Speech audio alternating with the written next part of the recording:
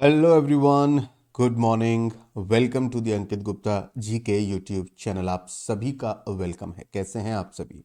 आज महीने का पहला दिन है, यानी कि 1 मार्च, और 1 मार्च की करंट अफेयर्स के साथ मैं आप सभी के साथ यहाँ पर जुड़ चुका हूँ।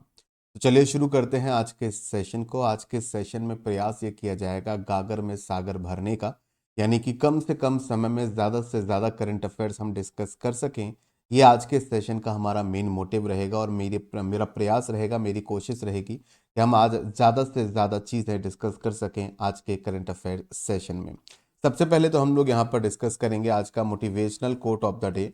और आज का मोटिवेशनल कोट आप सभी के सामने ये रहा, लिखा हुआ है, the days that break you are the days that make you. यानी कि ऐसे दिन जब आपका संघर्ष चल रहा होता है, ऐसे दिन जो आपको लगते हैं यार ये तो बहुत ही बुरे दिन हैं, बहुत बुरा वक्त निकल रहा है, हर चीज़ में असफलता मिल रही है, हर चीज़ में मैं फेल हो रहा हूँ, ये ऐसे दिन होते हैं जो एक इंसान को तोड़ कर रख सकते हैं। लेकिन यही वो दिन होते हैं जो आपको बनाते हैं। जो इंसान संघर्ष करके खड़ा होता है अपने पैरों पर, वो ज़्यादा आत्मविश्वासी होता है। उसे पता होता है कि जीवन में अब मैं अब बहुत कुछ कर सकता हूँ, बहुत कुछ बड़ा कर सकता हूँ, क्योंकि मैंने बुरे वक्त को झेला है और बेहतर वक्त को मैं लेकर आया हूँ। तो ये बुरे दिन ही ऐसे होते हैं जो आपको बनाते हैं। जैसे ये बुरे दिन उस आग की तरह होते हैं जिसमें तप कर सोना असल सोना बनता है। ठीक है भाई। चलिए, तो इन बुरे दिनों को एक ब्लेसिंग की तरह लीजिएगा। ठीक है, अगर आप चैनल पर नए हैं, अंकित गुप्ता जी के यूट्यूब चैनल पर नए हैं, तो आप चैनल को सब्सक्राइब कर सकते हैं, बेल आइकन पर प्रेस कर सकते हैं, ताकि आपको सभी क्लासेस के रेगुलर अपडेट्स मिलते रहें। तो चलिए शुरू करते हैं। सेशन में हम लोग सबसे पहले डिस्कस करेंगे आज का motivational quote of the day, वो हमने डिस्कस कर लिया। इसके बाद हम लोग डिस्कस करने वाले हैं, फरवरी का जो मंथ है वो आपका कंप्लीट हो चुका है, तो फरवरी मंथ के जो इम्पोर्टेंट डेज हैं और उनकी थीम है, उनका डिस्कशन हम लोग करेंगे। इसमें करीब 15 डेज का डिस्कशन बाकी था। 15 डेज का डिस्कशन हम पहले कर चुके थे। आपको पूरी लिस्ट मिल जाएगी वैसे भी इस सेशन में। इसके बाद हम लोग करंट अफेयर्स एमसीक्यूज को डिस्कस करेंगे। करंट अफेयर्स एमसीक्यूज बेसिकली दो पार्ट में रहेंगे। पार्ट वन में हम लोग डिस्कशन करेंगे शुरुआत में कुछ एमसीक्यूज, और करंट अफेयर्स एमसीक्यूज के सेकंड पार्ट जब हम लोग न्यूज़ का डिस्कशन कर लेंगे, करंट अफेयर्स न्यूज़ का डिटेल डिस्कशन हो जाएगा, उसके बाद भी हम लोग एमसीक्यूज का डिस्कशन करेंगे। साथ साथ स्टैटिक फैक्ट्स आप सभी के साथ डिस्कस होते रहेंगे, और सेशन के लास्ट में होमवर्क आप सभी के लिए कि आपने इस सेशन से कितना सीखा। सो आई होप कि आप सभी लोग रेडी हैं। आगे बढ़ने से पहले डू लाइक द सेशन, एक बार फटाफट से क्विकली सेशन को लाइक ज़रूर कर दीजिएगा। सभी लोग, जितने भी लोग यहाँ पर मौजूद हैं, डू लाइक द सेशन, एक बार फटाफट से सेशन को लाइक यहाँ पर ज़रूर कर दीजिएगा।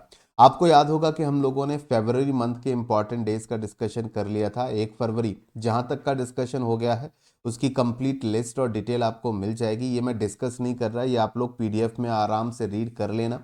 1 फरवरी को आपका यूनियन बजट डे होता है, 1 फरवरी को बजट आपका पेश होता है, 1 फरवरी को इंडियन कोस्ट गार्ड का जो डे है वो आपके यहाँ पर मनाया गया, 2 फरवरी को वर्ल्ड वेटलैंड्स डे मनाया गया, 3 फरवरी को नेशनल गोल्डन रिट्रीवर डे, ये एक डॉग की वैरायटी होती है उनके लिए। 4 फरवरी के इंपॉर्टेंट डेज को हम लोग डिस्कस कर चुके थे।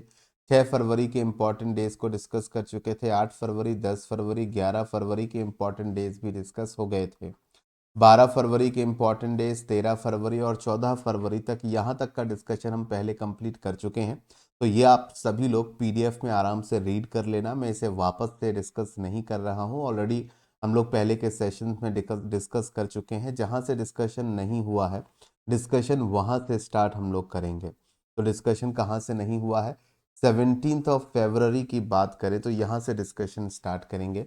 17 फरवरी global tourism global tourism resilience day आपके यहाँ पर मनाया जाएगा। टूरिज्म बेसिकली यानी कि पर्यटन को बेसिकली बढ़ावा देने के लिए, तो ये थीम नहीं है बल्कि ये फोकस रहेगा कि इस साल ग्लोबल टूरिज्म रेजिलियंस डे की बात करें तो strengthening tourism and transport resilience for a sustainable future, ये साल की थीम बेसिकली आपकी यहाँ पर बन जाती है। अब ग्लोबल टूरिज्म रेजिलियंस डे की बात करें तो बेसिकली टूरिज्म को लेकर दो और इम्पॉर्टेंट डे हैं जो आप सभी को यहाँ पर याद रखने चाहिए। तो टूरिज्म से दो इम्पॉर्टेंट डे बनते हैं। एक तो आपका बनता है नेशनल टूरिज्म डे, एक तो आपका बनता है national tourism day, national tourism day, और दूसरा आपका यहाँ पर बनता है वर्ल्ड टूरिज्म डे। दूसरा आपका बनता है वर्ल्ड टूरिज्म डे। तो अब टूरिज्म के साथ साथ, पर्यटन के साथ साथ आपको ये दोनों पॉइंट भी याद रख लेने हैं। तो नेशनल टूरिज्म डे कब मनाया जाता है? नेशनल टूरिज्म डे आपका मनाया जाता है 25 जनवरी को। कब मनाते हैं? 25 जनवरी को मनाते हैं। इस साल के नेशनल टूरिज्म डे की जो थीम थी वो थी टूरिज्म फॉर इंक्लूसिव ग्रोथ। ये हमने जनवरी के मंथ में ऑलरेडी डिस्कस किया हुआ है। वर्ल्ड टूरिज्म डे कब मनाया जाता है? एग्जाम के पॉइंट ऑफ व्यू से इंपॉर्टेंट है। ये मनाया जाता है 27 सितंबर को। ठीक है, तो 17 फरवरी ग्लोबल टूरिज्म रेजिलियंस डे। 17 में 10 जोड़िए, 27 सितंबर ये रहेगा आपका वर्ल्ड टूरिज्म डे। 2 दिन कम कर दीजिए, 25 जनवरी। 25 जनवरी तो आपको वैसे भी याद होगा, नेशनल टूरिज्म डे की अगर हम लोग बात करें तो आप सभी को अच्छे से याद ये जरूर होगा। 20 फरवरी को 3 इंपॉर्टेंट डेज आपके यहाँ पर बनेंगे। 20 फरवरी को 3 इंपॉर्टेंट डेज आपके यहाँ पर रहेंगे। पहला इंपॉर्टेंट डे आपके यहाँ पर रहेगा अरुणाचल प्रदेश स्टेट के लिए, दूसरा रहेगा मिजोरम स्टेट के लिए। तो ये दो आपके जो स्टेट हैं, ये दोनों के दोनों नॉर्थ ईस्टर्न स्टेट्स हैं। इन दोनों ही राज्यों का स्थापना दिवस 20 फरवरी को होता है, याद रखिएगा। तो बेसिकली 20 फरवरी को मिजोरम की अगर हम लोग बात यहाँ पर करते हैं तो मिजोरम भारत का 23वां 23rd स्टेट आपके यहाँ पर बना था। भारत का 23वां राज्य बना था 20 फरवरी 1987, यानी कि 1987। मिजोरम भारत का 23वां स्टेट बना था, 23rd स्टेट। और 1987 में ही 24th स्टेट जो आपके यहाँ पर बना था, हमारे देश का 24वां राज्य बना था 1987 में, वो बना था अरुणाचल प्रदेश। और 1987 में ही मैं आपको बता दूं राज्य का दर्जा मिला था और देश का 25वां राज्य बना था, 25th स्टेट आपके यहाँ पर बना था। तब भी और आज भी ये भारत का सबसे छोटा राज्य है। मैं बात कर रहा हूँ गोवा स्टेट की, वो भी 1987 में भी इसे राज्य का दर्जा मिला था। तो ये पॉइंट आप लोग यहाँ पर याद रखिएगा। अरुणाचल प्रदेश स्टेट की बात करें तो जितने भी नॉर्थ ईस्टर्न स्टेट्स आपके यहाँ पर बनते हैं, पूर्वोत्तर की जो 7 रानियां हैं, इन सभी में अकॉर्डिंग टू द एरिया यानी कि क्षेत्रफल के हिसाब से जो लार्जेस्ट स्टेट है पूर्वोत्तर के जो 7 राज्य हैं, 7 सिस्टर्स ऑफ ईस्ट, उसमें सबसे बड़ा राज्य अरुणाचल प्रदेश आपके यहाँ पर बनता है, याद रखिएगा। 20 फरवरी को ही world day of social justice आपके यहाँ पर मनाया जाता है। इस साल की थीम है empowering inclusion bridging gaps of social justice, ये साल की थीम रहेगी। 21 फरवरी इंटरनेशनल मदर लैंग्वेज डे। तो मदर लैंग्वेज डे 25 साल आपके यहाँ पर पूरे हो रहे हैं। 25 साल पूरे होने पर silver jubilee celebration of international mother language day, क्योंकि इस साल इंटरनेशनल मदर लैंग्वेज डे के 25 साल पूरे हो रहे हैं, तो इस साल सिल्वर जुबली सेलिब्रेशन को थीम बनाकर यूज किया गया है। आगे की स्लाइड के लिए मैं यहाँ पर हाइड हो जाता हूँ। ठीक है, आगे के इंपॉर्टेंट डे के लिए 21 फरवरी को ही है वर्ल्ड थिंकिंग डे। तो वर्ल्ड थिंकिंग डे इस साल की थीम रहेगी are story.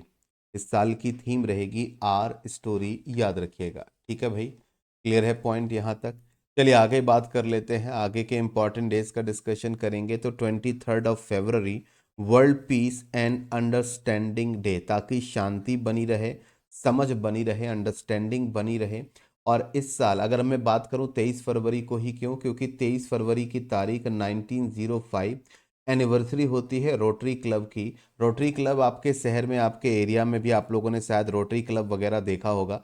Rotary club basically humanitarian add या फिर मानवीय मदद के लिए लोगों की मदद करते हैं, हेल्प करते हैं। रोटरी क्लब होता है, आपने देखा होगा। तो 1905 में 23 फरवरी की तारीख को ही रोटरी क्लब स्थापना हुई थी, इसलिए ये डे मनाया जाता है। 24 फरवरी central excise day, excise duty से याद रखना, सेंट्रल एक्साइज डे। तो ये मनाया जाता है, हमारे देश में जो डिपार्टमेंट है सीबीआईसी, सीबी यानी कि central board of indirect taxes and customs, central board of indirect taxes and custom, तो ये हो जाएगा सीबीआईसी। एक होता है सीबीडीटी यानी कि central board of direct taxes, right. तो सीबीआईसी के सम्मान में और उनके रोल के लिए कि वो टैक्स एडमिनिस्ट्रेशन में जो रोल प्ले करते हैं, उनके सम्मान में बेसिकली यह दिवस मनाया जाता है। 26 फरवरी की तारीख वीर सावरकर जी की डेथ एनिवर्सरी होती है। वीर सावरकर जी का निधन 26 फरवरी 1966 को हुआ था। एक क्रांतिकारी लीडर थे। 27 फरवरी वर्ल्ड एनजीओ डे होता है। एनजीओ का full form non government organisation, जो लोगों की मदद के लिए काम करते हैं, प्रॉफिट कमाने के लिए नहीं। इस साल की थीम है empowering grass root movements for a sustainable future. 28 फरवरी नेशनल साइंस डे रहेगा, यानी कि राष्ट्रीय विज्ञान दिवस, क्योंकि इसी दिन यानी कि नेशनल साइंस डे 28 फरवरी के दिन हमारे देश के एक महान वैज्ञानिक सीवी रमन साहब ने रमन इफेक्ट्स की खोज की थी। अच्छा, रमन इफेक्ट्स होते क्या हैं, मुझे जरा कमेंट करके बताओ, देख लेते हैं कितने लोगों को पता है कि रमन इफेक्ट्स होता क्या है। तो रमन इफेक्ट्स की खोज के लिए सीवी रमन साहब को नोबेल प्राइज से भी सम्मानित किया गया था। इस साल की थीम बनेगी empowering Indian youth for global leadership in science and innovation for विकसित भारत, ये इस साल की थीम बनेगी। और 28 फरवरी ही रेयर डिजीज डे भी होता है, जो दुर्लभ बीमारियां होती हैं, रेयर डिजीज होती हैं उसके लिए। और इस साल की थीम है more than you can imagine as anthology of rare experiences. ये इस साल के इंपॉर्टेंट डेज आपके यहाँ पर बनेंगे इस साल के लिए। रेयर डिजीज डे आपके यहाँ पर रहेगा, अगर आपको नहीं दिख रहा था तो अब दिख जाएगा। रेयर डिजीज डे और रेयर डिजीज डे की इस साल की थीम आपकी यहाँ पर रहेगी। ये आपको कंप्लीट लिस्ट आपको पीडीएफ की फॉर्म में मिल जाएगी। करंट अफेयर्स बाय अंकित गुप्ता करके टेलीग्राम चैनल है। टेलीग्राम चैनल की लिंक आपको वीडियो के नीचे डिस्क्रिप्शन में मिल जाएगी, वहां से आप टेलीग्राम चैनल पर जाकर पीडीएफ डाउनलोड कर पाएंगे। तो यहाँ पर 28 फरवरी तक सारे के सारे जो इंपॉर्टेंट डेज हैं, यानी कि फरवरी मंथ के सभी इंपॉर्टेंट डेज, 1 फरवरी से लेकर 28 फरवरी तक के सभी इंपॉर्टेंट डेज और उनकी जो थीम्स है वो मैंने यहाँ पर कंप्लीट कर दी हैं। यहाँ तक का डिस्कशन सभी को क्लियर है? Then do like the session, एक बार क्विकली सेशन को लाइक कर देना। और अच्छा लगे तो चैनल को सब्सक्राइब कर लेना। अगर आप चाहते हैं कि करंट अफेयर्स में हम थोड़ा बेहतर हो जाएं, करंट अफेयर्स में मास्टर बने, तो आप डेली बेसिस पर सुबह 8 बजे डेली करंट अफेयर्स सेशन को ज्वाइन करेंगे। चलिए आगे हम लोग कुछ पहले करंट अफेयर्स एमसीक्यूज डिस्कस करेंगे, फिर करंट अफेयर्स न्यूज़ की तरफ बढ़ेंगे। पहला क्वेश्चन आज के सेशन का, that which state government has been appointed, state government नहीं होगा, माफ़ी चाहूँगा, हु हैज़ बीन, माफ़ी चाहूँगा, ये लाइन गलत नोट डाउन है यहाँ पर। Who has been appointed as the captain of the Royal Challengers Bengaluru RCB team for the IPL 2025। IPL 2025 के सीज़न के लिए रॉयल चैलेंजर्स बेंगलुरु की जो आईपीएल की टीम है, तो इस आईपीएल की टीम में किसे बेसिकली कैप्टन आपका यहाँ पर बनाया गया है? सिंपल सा क्वेश्चन। यहाँ पर कैप्टन कैसे बनाया गया है? ऋषभ पंत को कैप्टन बनाया गया है, Faf du Plessis, Rajat Patidar, Shreyas Iyer. तो सही जवाब इस क्वेश्चन के लिए रहेंगे रजत पाटीदार।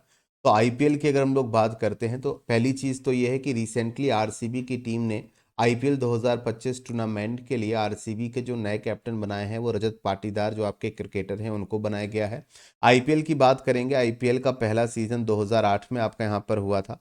आईपीएल का पहला सीजन 2008 में आपके यहाँ पर हुआ था। आईपीएल की शुरुआत बीसीसीआई ने आपकी यहाँ पर की थी। अब टोटल नंबर ऑफ जो टीम्स है वो आपकी इंक्रीज हो गई हैं, टीमों की कुल संख्या 10 हो गई है। आईपीएल 2024 जो लास्ट आईपीएल आपका यहाँ पर हुआ था, वहाँ पर टीमों की संख्या को बढ़ा दिया गया है, इंक्रीज कर दिया गया है। तो याद रखना, टोटल नंबर ऑफ जो टीम्स है वो आपकी 10 हैं। सबसे ज़्यादा किस टीम ने आईपीएल का खिताब जीता है? मुंबई इंडियंस ने सबसे, मुंबई इंडियंस और चेन्नई सुपर किंग्स दोनों ही टीमों ने 5-5 बार आईपीएल का खिताब आपका यहाँ पर जीता है। तो most number of times IPL जीतने वाली टीमें हैं मुंबई इंडियंस और सीएसके, दोनों ने 5-5 बार आईपीएल जीता है। सबसे ज्यादा रन आईपीएल के टूर्नामेंट्स में बनाने वाले खिलाड़ी विराट कोहली बनते हैं आरसीबी से, जिन्होंने अब तक 7,000 से ज्यादा रन आपके यहाँ पर बनाए हैं। अगर हम बात करते हैं आईपीएल 2025 के, यानी कि इस साल जो आईपीएल का सीजन शुरू होने वाला है उसकी बात करें, तो इस साल आईपीएल मार्च 22 से लेकर मई 25 के बीच में आपका आयोजित होगा और पहला मैच कोलकाता नाइट राइडर्स और आरसीबी के बीच में खेला जाएगा। इस साल आईपीएल का जो 2025 सीजन होगा उसका फाइनल मैच 25 मई को होगा। ईडन गार्डन्स, जो कि भारत का दूसरा सबसे बड़ा क्रिकेट स्टेडियम है और भारत का सबसे पुराना यानी कि ओल्डेस्ट क्रिकेट स्टेडियम है कोलकाता में, वहां पर इसका फाइनल मैच खेला जाएगा। लखनऊ सुपर जायंट नामक जो नई टीम है, इसने भी रिसेंटली अपने नए कैप्टन की घोषणा की है। तो लखनऊ सुपर जायंट ऋषभ पंत को अपना नया कैप्टन घोषित कर चुकी है। तो ये भी याद रखिएगा, अभी रिसेंटली जो नीलामी हुई थी उसमें ऋषभ पंत सबसे महंगे खिलाड़ी के तौर पर उभर कर सामने आए थे। पंजाब किंग्स की टीम ने भी नए कैप्टन की घोषणा की है, तो पंजाब किंग्स की टीम के कैप्टन होंगे श्रेयस अय्यर।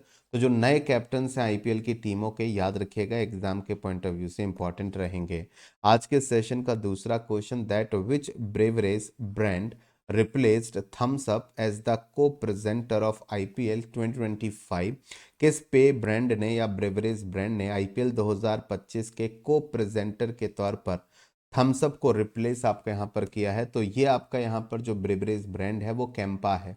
कैंपा जो कंपनी है, कैंपा कोला आप लोगों ने शायद सुना होगा, तो कैंपा जो कंपनी है वो रिलायंस ऑन करती है, और अब कैंपा नाम की ये जो कंपनी है वो थम्स अप को रिप्लेस करेगी एज अ को प्रेजेंटर ऑफ आईपीएल 2025।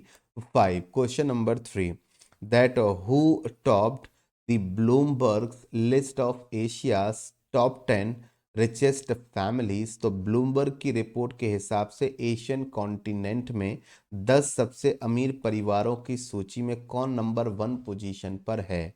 एशिया दुनिया का सबसे बड़ा कॉन्टिनेंट है, महाद्वीप है, और इस महाद्वीप के 10 सबसे अमीर परिवारों की सूची में नंबर 1 पोजीशन पर जो है वो अंबानी फैमिली है, यानी कि मुकेश अंबानी, जो कि इस समय इस फैमिली को लीड कर रहे हैं। Option number D is the right answer here. तो यहाँ पर आप देख सकते हैं एशियाज रिचेस्ट फैमिलीज की बात करें अकॉर्डिंग टू देयर वेल्थ, तो नंबर 1 पोजीशन पर अंबानी फैमिलीज आती है, रिलायंस इंडस्ट्री आती है, तीसरी जनरेशन है धीरू भाई अंबानी, और फिर वहां से होते हुए, ठीक है, वेल्थ करीब 76 बिलियन यूएस डॉलर के आसपास है। सेकेंड पोजीशन पर जो फैमिली है कोक फैमिली करके आपकी यहाँ पर रहेगी, ठीक है, कोक फैमिली, ठीक है। नंबर थर्ड पोजीशन पर जो फैमिली है वो आपके सामने है, इसी तरह से 6, 7, 8। नंबर फोर्थ पोजीशन पर अगर हम इंडिया की बात करें तो इंडिया में टॉप 10 में केवल और केवल अंबानी फैमिली है और मिस्त्री फैमिली है, ठीक है। शाहपुरजी पोलानजी ग्रुप के जो आपकी मिस्त्री फैमिली है, क्योंकि उनकी 5वीं जनरेशन है, 22 बिलियन यूएस डॉलर की वेल्थ के साथ ये 8th पोजीशन पर है। तो इंडिया की दो फैमिलीज आपकी टॉप 10 एशियाज रिचेस्ट लिस्ट में शामिल हैं according to the Bloomberg. Number 1 Ambani, और इंडिया के पॉइंट ऑफ व्यू से नंबर 2 मिस्त्री फैमिली। वर्ल्ड के पॉइंट ऑफ व्यू से मिस्त्री फैमिली 8th पोजीशन पर रहेगी, याद रखिएगा। अगला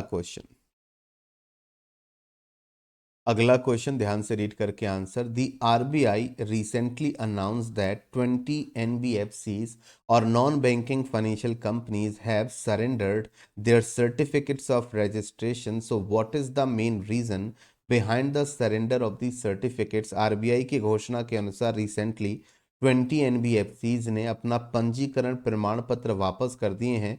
तो यहाँ पर ये प्रमाण पत्र वापस करने के पीछे का मुख्य कारण क्या है? क्यों आखिर 20 एनबीएफसीज ने रिसेंटली अपने सर्टिफिकेट्स ऑफ रजिस्ट्रेशन आरबीआई के पास सरेंडर कर दिए हैं?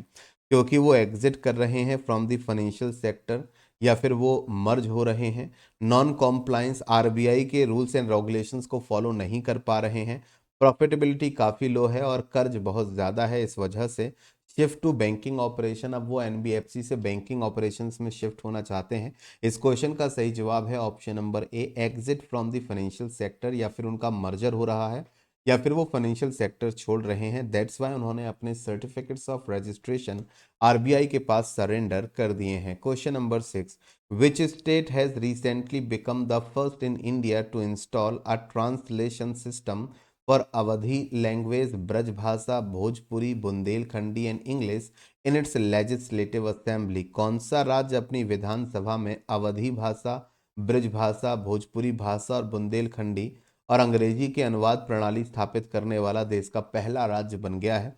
आप लोगों के लिए प्रेडिक्ट कर पाना काफ़ी आसान है, क्योंकि जिस राज्य में ये भाषाएं बोली जाती हैं बेसिकली यहाँ पर उसी की बात होगी। अवध कहाँ कहते हैं? लखनऊ के आसपास के इलाके को अवध कहते हैं। वृंदावन मथुरा में ब्रज बोली बोली जाती है। बुंदेलखंड का रीजन भी उत्तर प्रदेश में पड़ता है।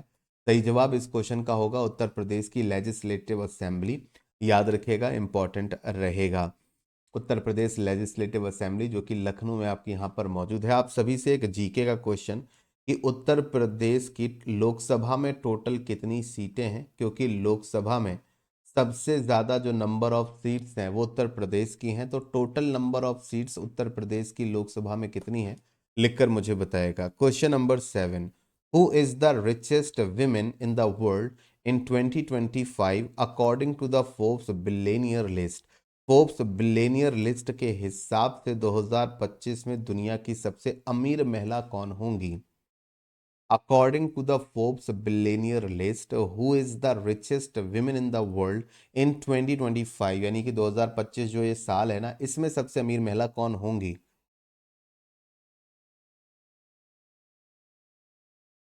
बेसिकली एक तरीके का प्रोडिक्शन है। सही जवाब इस क्वेश्चन का है option number C, Alice Walton. Next question, question number 8, that is where has the Google recently launched its largest Ananta campus spanning 1.6 million square feet. Google ने अपना सबसे बड़ा 1.6 मिलियन वर्ग फीट के क्षेत्र में फैला अनंता परिसर, जिसका कोई अंत ना हो वही तो अनंत होता है। तो अनंता कैंपस कहाँ पर लॉन्च किया है, भारत के हैदराबाद सिटी में, भारत की बेंगलुरु सिटी में, भारत की मुंबई सिटी में, या भारत की पुणे सिटी में। तो इसका सही जवाब है बेंगलुरु सिटी, भारत की space capital. Option number B इस क्वेश्चन का सही जवाब है। बेंगलुरु के निकनेम्स की बात करें तो भारत की स्पेस सिटी कही जाती है, क्योंकि इसरो का हेड ऑफिस भी बेंगलोर में है। भारत की गार्डन सिटी भी कही जाती है, नंबर ऑफ गार्डन्स बहुत ज़्यादा हैं बेंगलोर में। भारत का आईटी हब कहा जाता है, भारत की सिलिकॉन वैली कही जाती है, भारत की स्टार्टअप कैपिटल कही जाती है बेंगलुरु सिटी, याद रखिएगा। तो टोटल 8 एमसीक्यूज हम लोगों ने यहाँ पर डिस्कस कर लिए हैं। ठीक है, डिस्कशन क्लियर रहा, डू लाइक द सेशन। अब आ जाते हैं न्यूज़ वाले पार्ट पर। अभी कुछ और एमसीक्यूज हैं जिनको हम लोग डिस्कस करेंगे, बट वो एमसीक्यूज सेशन के लास्ट में हम लोग डिस्कस करेंगे। ठीक है, न्यूज़ वाला पार्ट कंप्लीट हो जाने के बाद कुछ और नंबर ऑफ एमसीक्यूज हैं जिनको हम लोग डिस्कस करेंगे सेशन के लास्ट में। तो बने रहिएगा, सेशन को अंत तक देखिएगा, होमवर्क लेकर जाइएगा। Donald Trump to make English the official language of the US with executive order. तो यहाँ पर एग्जीक्यूटिव ऑर्डर पास करने के साथ साथ, यानी कि एग्जीक्यूटिव ऑर्डर को पास कर दिया डोनाल्ड ट्रंप ने, और इंग्लिश भाषा को अमेरिका की ऑफिशियल लैंग्वेज यहाँ पर अभी आदेश उसका जारी कर दिया है। तो अमेरिका के वर्तमान जो प्रेसिडेंट हैं Donald Trump is set to sign an executive order making the English language the official language of the United States for the first time in the nation's 250 years history. तो इस country के 250 सालों के इतिहास में कभी भी किसी राष्ट्रपति ने इंग्लिश भाषा को एज अ ऑफिशियल लैंग्वेज या किसी और लैंग्वेज को एज अ ऑफिशियल लैंग्वेज घोषित नहीं किया, या उसके लिए एग्जीक्यूटिव ऑर्डर पास नहीं किया। पिछले 250 सालों के इतिहास में पहली बार अमेरिका में कोई भाषा ऑफिशियल लैंग्वेज का दर्जा दिया जा रहा है राष्ट्रपति के द्वारा। विद दिस न्यू मैंडेट, तो इस मैंडेट के साथ, यानी कि जैसे ही आदेश आपके यहाँ पर पारित तो होगा, जितनी भी फेडरल एजेंसीज हैं अमेरिका के अंदर जो सरकार के लिए काम करती हैं, मतलब सरकार की तरफ से पब्लिक के लिए सर्विसेज प्रोवाइड करती हैं, तो जितनी भी फेडरल एजेंसी हैं, अब इन सभी फेडरल एजेंसीज को जो गवर्नमेंट के अंडर आती हैं, इन्हें अपने सारे के सारे जो ऑफिशियल बिजनेस हैं, जो भी इन्हें अपना आधिकारिक काम है, वो इंग्लिश भाषा में ही करना होगा, किसी और भाषा में या अलग अलग मल्टीपल लैंग्वेजेस में अपना ऑफिशियल बिजनेस नहीं करना होगा। अब ये केवल और केवल एक भाषा यानी कि इंग्लिश लैंग्वेज में ही अपना ऑफिशियल बिजनेस करेंगे। अमेरिका के सेंसस ब्यूरो के हिसाब से, जो कि अमेरिका की जनसंख्या काउंट करता है, जैसे कि हमारे देश में हर 10 साल में पॉपुलेशन को कैलकुलेट किया जाता है, पॉपुलेशन को काउंट किया जाता है, ठीक उसी प्रकार अमेरिका में भी वहाँ की जनसंख्या को काउंट किया जाता है। तो यहाँ पर अगर बात करें तो यूएस सेंसस ब्यूरो के हिसाब से अमेरिका के अंदर 250 मिलियन अमेरिकन्स स्पीक करते हैं या बोलते हैं इंग्लिश भाषा। तो लगभग जनसंख्या के आंकड़ों के अकॉर्डिंग या फिर वहाँ की पॉपुलेशन सेंसस के अकॉर्डिंग वहाँ के 250 मिलियन अमेरिकन इंग्लिश बोलते हैं, यानी कि वो वहाँ की प्राइमरी लैंग्वेज आपकी यहाँ पर बनती है।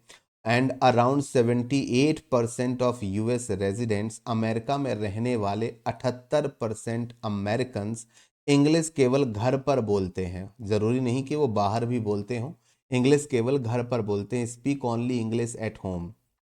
ओनली इंग्लिश एट होम, यानी कि घर पर केवल वो इंग्लिश भाषा बोलते हैं। ठीक है, आगे बात कर लेते हैं। हाउएवर, लेकिन इसके अलावा मिलियंस ऑफ अमेरिकन्स, लाखों अमेरिकन्स स्पेनिश भाषा भी बोलते हैं, चाइनीज भाषा भी बोलते हैं, तागालोग भाषा भी बोलते हैं। तो इन भाषाओं को बोलने वाले लोग भी वहाँ पर मौजूद हैं, जो कि रेगुलरली इन भाषाओं को बोलते हैं and regularly use other languages in their daily life. तो कुल मिलाकर इस आदेश के पारित होने के बाद इन लोगों को समस्याओं का सामना करना पड़ेगा, क्योंकि अगर इन्हें इसके अलावा कोई दूसरी लैंग्वेज नहीं आती तो सरवाइव करना मुश्किल होगा, दिक्कतों का सामना करना पड़ेगा। The executive order could be create barriers for them, मतलब बैरियर्स का मतलब है कि इनके लिए बड़ी दिक्कतें आ जाएंगी, इनके लिए एक तरीके से बाधाएं आ जाएंगी, बैरियर क्रिएट हो जाएंगे, भाषा का जो बैरियर है वो क्रिएट हो जाएगा।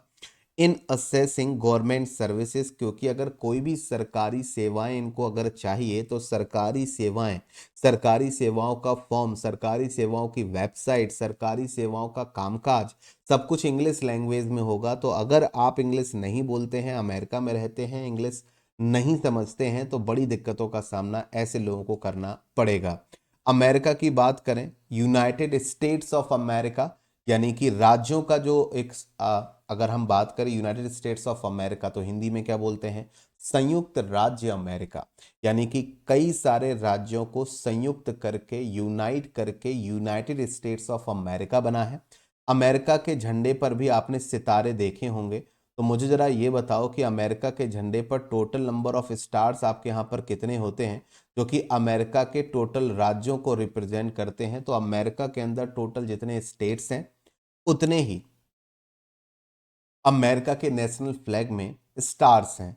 तो टोटल नंबर ऑफ स्टेट्स में से जो 30 स्टेट्स हैं वो ऑलरेडी अडॉप्ट कर चुके हैं इंग्लिश लैंग्वेज को राज्य की ऑफिशियल लैंग्वेज। जैसे कि इंडिया में भी तो अलग अलग स्टेट्स हैं ना, तो कहने का मतलब है कि वहां पर 30 से भी ज्यादा ऐसे राज्य हैं जो कि इंग्लिश को अपने स्टेट की ऑफिशियल लैंग्वेज बना चुके हैं, और अब इसे एक तरीके से नेशनल लैंग्वेज घोषित किया गया है। तो 30 राज्य तो पहले से ही इंग्लिश को एज अ ऑफिशियल लैंग्वेज घोषित किए हुए थे। टोटल 50 स्टेट्स की अगर हम बात करें, अमेरिका में राज्यों की कुल संख्या 50 है।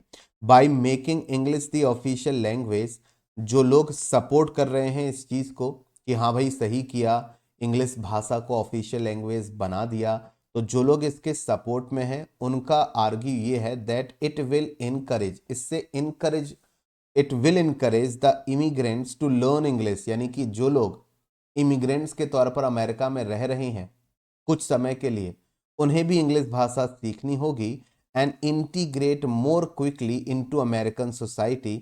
और अगर वो अमेरिकी समाज में इंक्लूड होना चाहते हैं, इंटीग्रेट होना चाहते हैं, तो उन्हें इंग्लिश भाषा सीखनी पड़ेगी। लेकिन फिर डाइवर्सिटी शब्द का क्या हुआ, अनेकता में एकता का क्या मतलब हुआ? फिर डाइवर्सिटी तो इस देश से चली जाएगी ना, स्पेशली जो लैंग्वेज में डाइवर्सिटी है। तो जो लोग इसके सपोर्ट में नहीं है, उन्होंने यही कहा कि जो लैंग्वेज में डाइवर्सिटी इस समय हमें देखने को मिलती है अमेरिका के अंदर, वो खत्म हो जाएगी। तो बहुत सारे लोग इसके अगेंस्ट में भी हैं। अब आपकी इस बारे में क्या राय है, मुझे कमेंट सेक्शन में लिखकर जरूर बताइएगा। क्या भारत में भी ऐसा होना चाहिए कि एक पर्टिकुलर लैंग्वेज को as a official language for federal agencies और गवर्नमेंट डिपार्टमेंट के लिए एक ही भाषा को यहाँ पर ऑफिशियल लैंग्वेज बनाना चाहिए या नहीं बनाना चाहिए, जैसा अमेरिका ने किया? क्या आपकी राय है, मुझे कमेंट करके ज़रूर बताइएगा।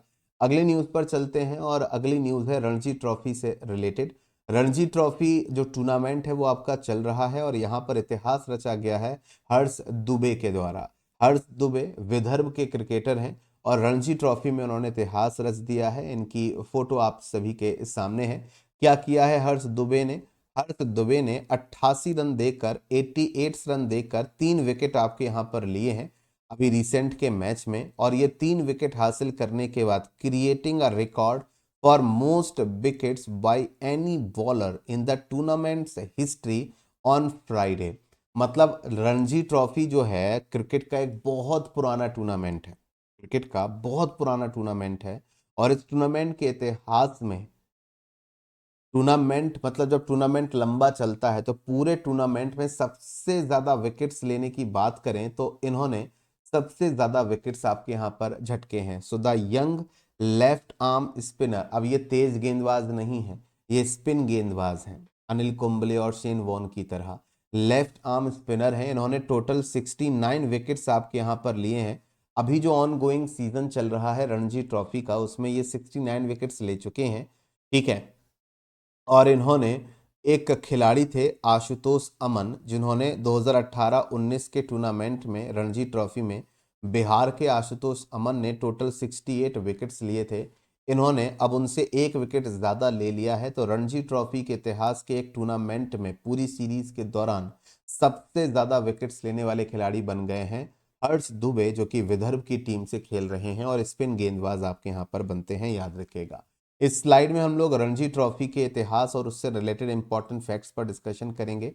जीके के फैक्ट्स हैं जो एग्जाम में पूछे जा सकते हैं। रणजी ट्रॉफी एक क्रिकेट टूर्नामेंट है और भारत का एक premier first class cricket tournament आपके यहाँ पर बनता है, जो देश में, राज्यों में और रीजनल टीम्स के बीच में आपके यहाँ पर खेला जाता है। इस रणजी ट्रॉफी टूर्नामेंट से बहुत सारे जो यंग क्रिकेटर्स हैं वो निकलते हैं। भारत के बहुत सारे लेजेंडरी प्लेयर्स जो हैं वो रणजी ट्रॉफी से ही मिले हैं। तो रणजी ट्रॉफी भारत के लिए एक बहुत ही इंपॉर्टेंट टूर्नामेंट होता है, क्योंकि इससे भविष्य के खिलाड़ी भी हमें मिलते हैं।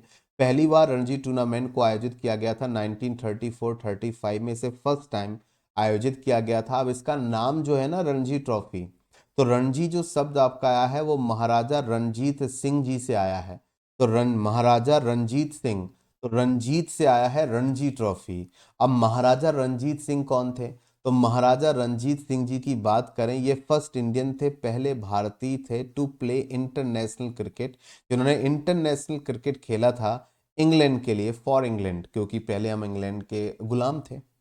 तो इंग्लैंड के लिए इंटरनेशनल क्रिकेट खेलने वाले पहले भारतीय थे महाराजा रणजीत सिंह जी। उनके सम्मान में ये रणजी टूर्नामेंट हर साल आयोजित होता है। इसका ऑर्गेनाइजर भारत में बीसीसीआई होता है, जो कि क्रिकेट को कंट्रोल करता है इंडिया के अंदर।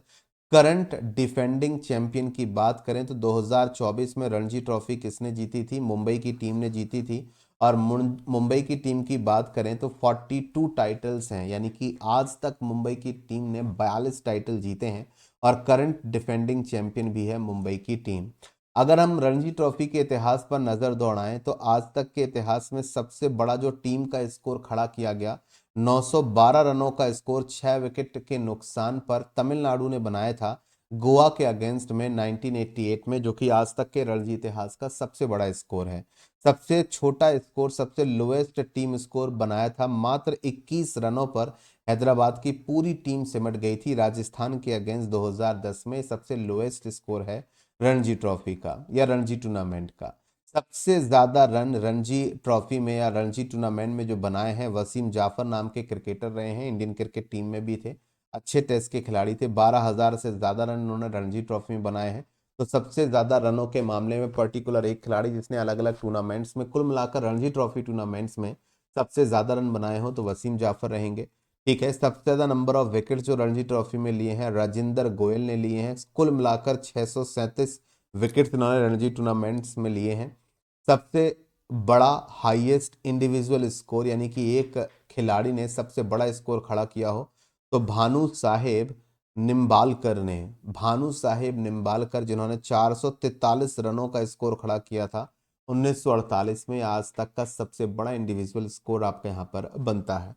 तो ये तो रहे कुछ important facts about the Ranji trophy. आगे बढ़ते हैं नेक्स्ट इंपॉर्टेंट पॉइंट, अगली इंपॉर्टेंट न्यूज की तरफ। सरकार ने लॉन्च किया है Aadhaar governance portal to improve the service delivery.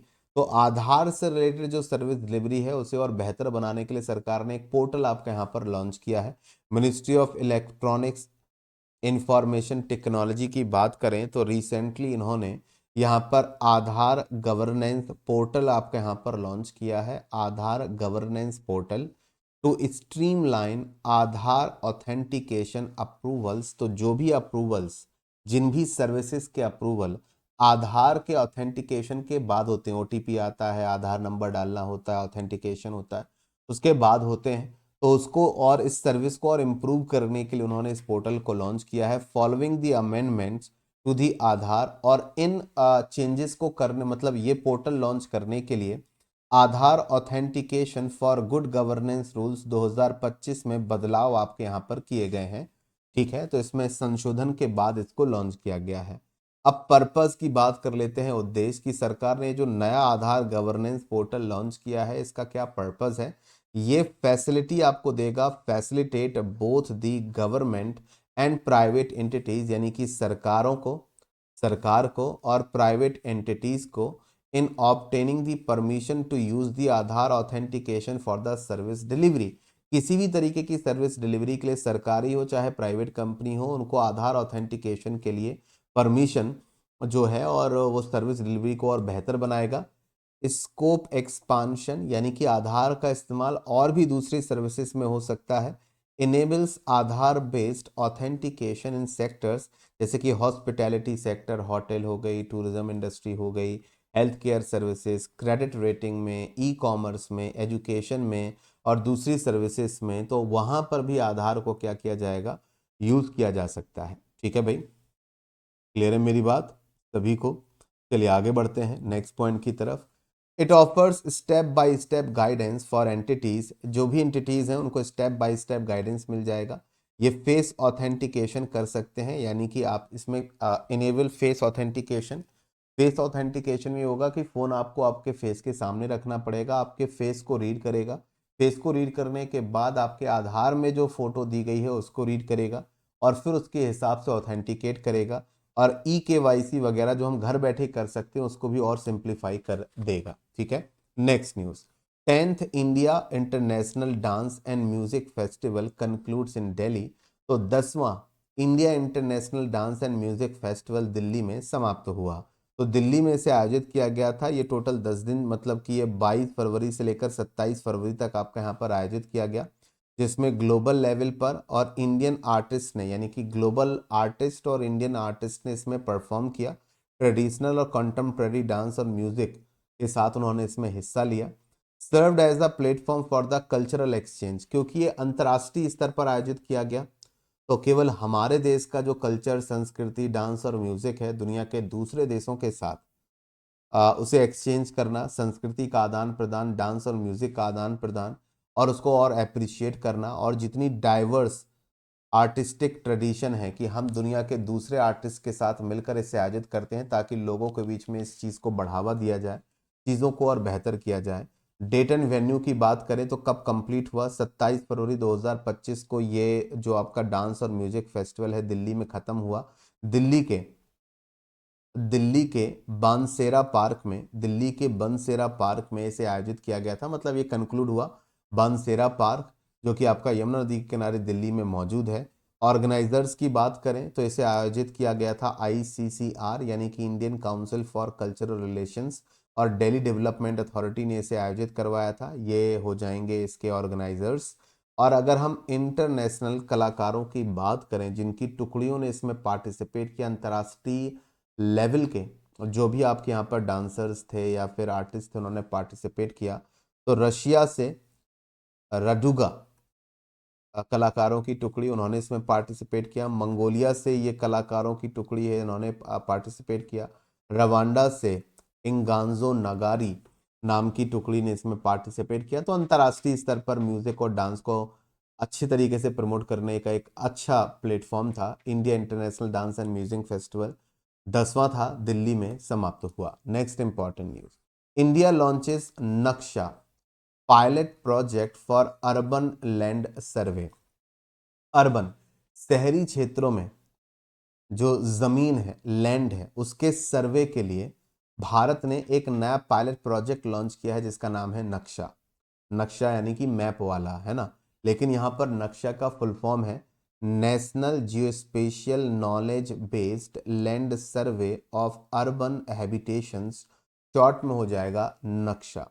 तो मिनिस्ट्री ऑफ रूरल डेवलपमेंट, जो हमारी रूरल डेवलपमेंट मिनिस्ट्री है, उन्होंने नक्शा को आपके यहाँ पर क्या किया है, लॉन्च किया है। तो पहला पॉइंट आपको एग्जाम के पॉइंट ऑफ व्यू से याद रखना है कि किस मिनिस्ट्री ने नक्शा लॉन्च आपका यहाँ पर किया है। तो मिनिस्ट्री रहेगी मिनिस्ट्री ऑफ रूरल डेवलपमेंट, जिन्होंने इसको लॉन्च किया है इन 152 अर्बन लोकल बॉडीज, यानी कि शहरों में जो 152 अर्बन लोकल बॉडीज है, नगर पालिका, नगर निगम, वहाँ पर 26 राज्य और 3 यूनियन टेरिटरीज की 152 अर्बन लोकल बॉडीज में इसे लॉन्च किया गया है। तो इसका जो फुल फॉर्म है वो एग्जाम के पॉइंट ऑफ व्यू से इम्पॉर्टेंट है, तो वो याद रख लीजिएगा, मिनिस्ट्री याद रख लीजिएगा। वर्तमान में हमारे जो मिनिस्टर हैं, रूरल डेवलपमेंट मिनिस्ट्री के जो मिनिस्टर हैं, उनका नाम क्या है, जरा लिखकर बताइएगा। अब एम क्या है, आखिर क्यों शहरों में हम जमीन का सर्वे आखिर हम क्यों करेंगे भाई? नक्शा पायलट प्रोजेक्ट जो शहरों की जमीनों का सर्वे करेगा, इसका एम है टू मॉडर्नाइज, कि हमें आधुनिक बनाना है अर्बन लैंड रिकॉर्ड्स को। तो अभी तक लैंड रिकॉर्ड्स कैसे होते थे? अभी तक लैंड रिकॉर्ड्स पेपरों पर होता था।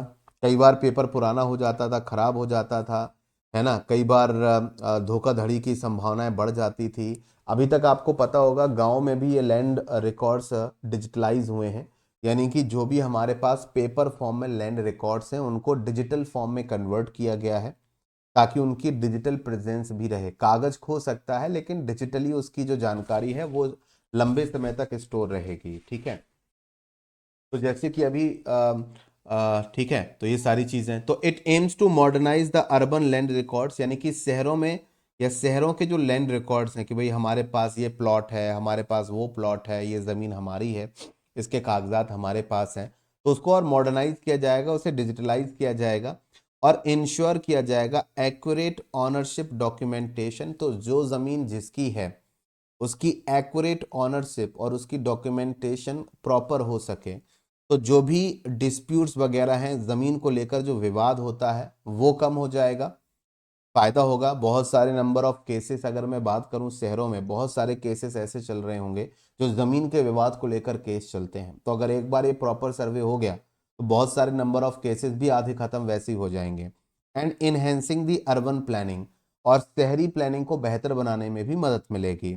इसमें कौन कौन से ऑर्गेनाइजेशन शामिल हैं? सर्वे ऑफ इंडिया इसमें आपके यहाँ पर शामिल है, मध्य प्रदेश का MPSEDC, ये कौन सा ऑर्गेनाइजेशन है नेक्स्ट स्लाइड में मिलेगा। और एक और ऑर्गेनाइजेशन है, ये सभी मिलकर ये एज अ पार्टनर ऑर्गेनाइजेशन इसमें जुड़े हुए हैं। टोटल प्रोजेक्ट 194 करोड़ का ये टोटल प्रोजेक्ट है। तो पहले नंबर पर तो ये समझ लो कि इससे फायदा क्या होगा, कि जो भी आपके पेपर फॉर्म में लैंड रिकॉर्ड्स हैं वो और एक्यूरेट हो जाएंगे, वो और बेहतर हो जाएंगे सर्वे के बाद।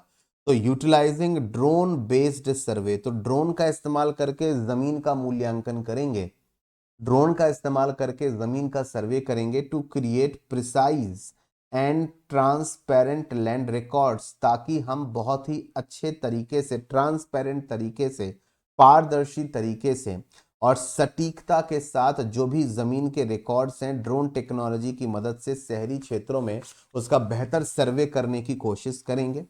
1 ईयर का ये पायलट प्रोजेक्ट रहेगा। इंपॉर्टेंट रहेगा कि नक्शा जो प्रोजेक्ट या नक्शा पायलट प्रोजेक्ट जो रूरल डेवलपमेंट मिनिस्ट्री ने लॉन्च किया है, ताकि शहरों में जो लैंड सर्वे है वो कंप्लीट किया जा सके।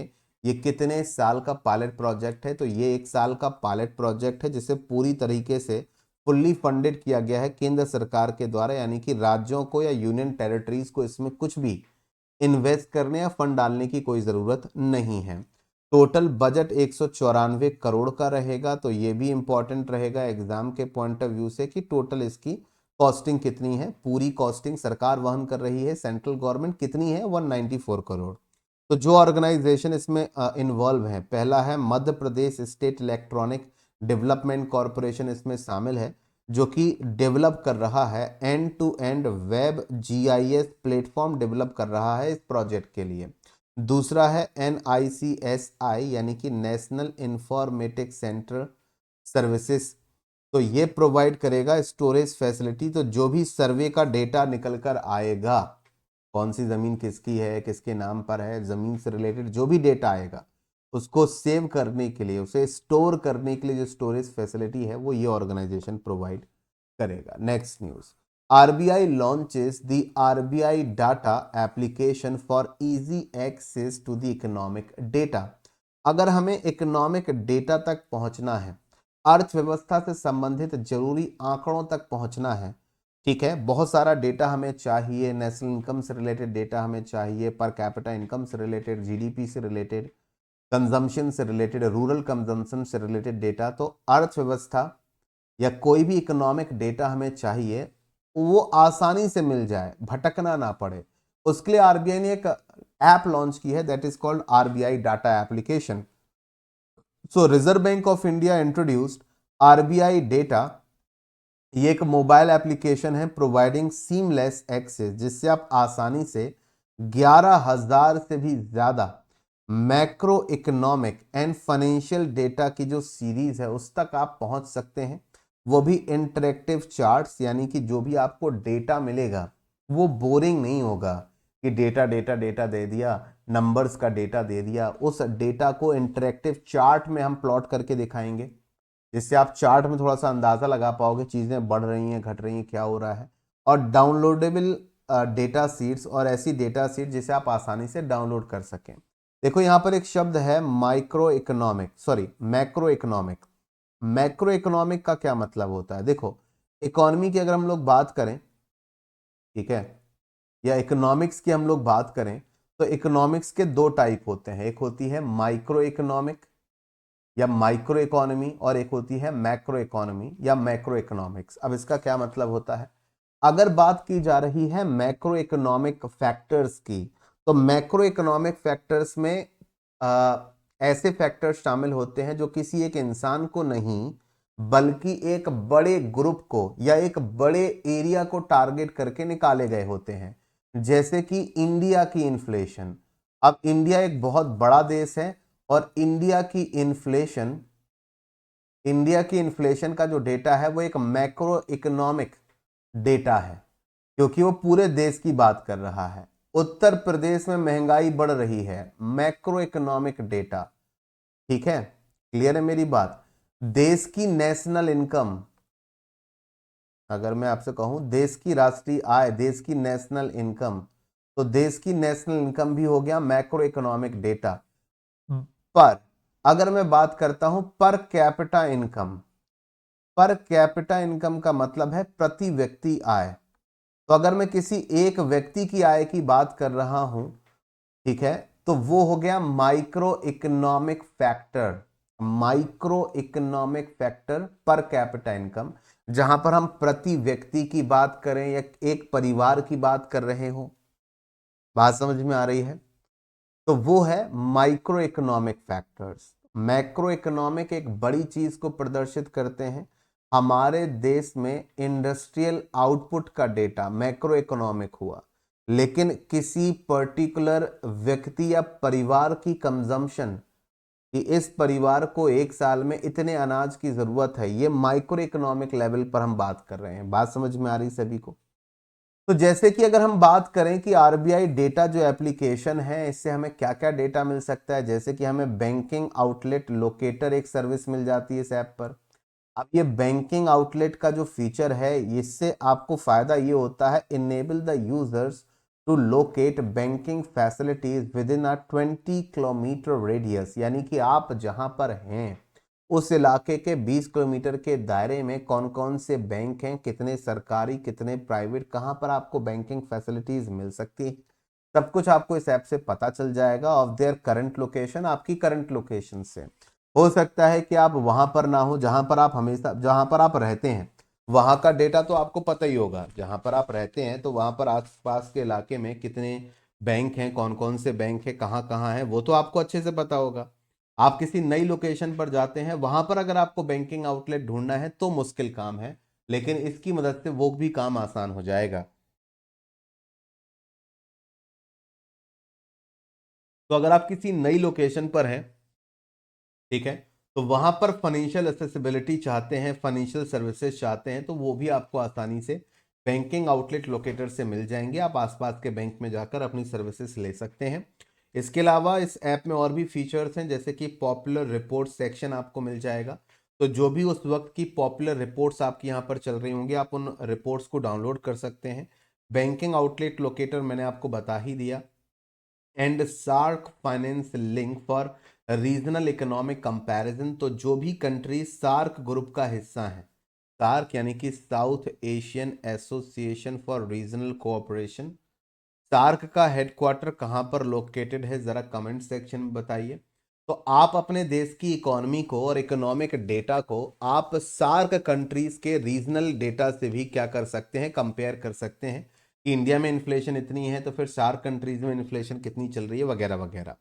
The app connects users to the RBI's ये एप्लीकेशन यूजर को आरबीआई की DBIE means database on Indian economy portal से भी कनेक्ट कर देती है, जिससे आपको इंडियन इकोनॉमी से रिलेटेड जो डेटा है, जिससे आपको पॉलिसी मेकिंग और रिसर्च में काफ़ी आसानी होती है, उससे आपको बहुत सारा डेटा मिल जाता है। तो ये इस ऐप से बहुत सारा डेटा जिसकी अगर आपको ज़रूरत है तो वो आपको मिल सकता है। Next news, Ajmer host the first all India conference of transgenders की सबसे पहली ऑल इंडिया कॉन्फ्रेंस रिसेंटली आयोजित की गई थी अजमेर में। ठीक है, तो Ajmer hosted its ten day maiden 10 day all India Kinnar महासम्मेलन।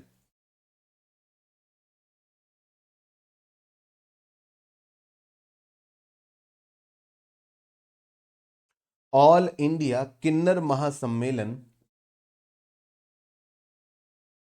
ये पहली बार है जब ट्रांसजेंडर्स का महासम्मेलन या कॉन्फ्रेंस आयोजित की गई।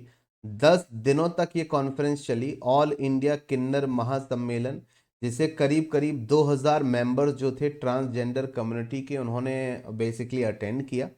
The conference was organised in memory, इस कॉन्फ्रेंस को अजमेर में आयोजित किया गया था in the memory of the Anita Bai. अब ये अनीता बाई कौन है? Anita Bai and discussed issues face, इसे अनीता बाई जी के सम्मान में, उनकी याद में आयोजित किया गया था। और इस कॉन्फ्रेंस में जो भी प्रॉब्लम्स, जो भी परेशानियां थर्ड जेंडर यानी कि ट्रांसजेंडर कम्युनिटी फेस करती है, उनके ऊपर बातचीत की गई कि भाई क्या क्या दिक्कतें हैं जो ये कम्युनिटी फेस करती है। द इवेंट कॉमेंस्ड विद द, यहाँ पर बहुत सारी चीज़ें भी हुई, जैसे कि एक पारंपरिक खिचड़ी तुलाई अनुष्ठान भी आयोजित किया गया था। खिचड़ी तुलाई रिचुअल भी आयोजित किया गया था, जो कि एक तरीके से सिंबल है यूनिटी का, एकता का और समृद्धि का। उस रिचुअल को भी आयोजित किया गया था। The event saw the congregation of 2000 transgender, मतलब 2000 ट्रांसजेंडर्स इसमें आपके यहाँ पर शामिल हुए थे। तो याद रखना है कि ये ट्रांसजेंडर कॉन्फ्रेंस कहाँ आयोजित की गई थी। This is the first transgender conference जो आयोजित की गई थी। लोकेशन याद रखना है, अजमेर में आयोजित हुई थी।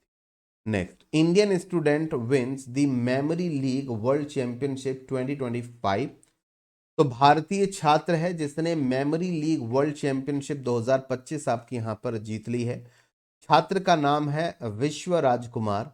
विश्व राजकुमार 20 साल का ये भारतीय छात्र है जिसने जीत ली है मेमोरी लीग वर्ल्ड चैंपियनशिप 2025।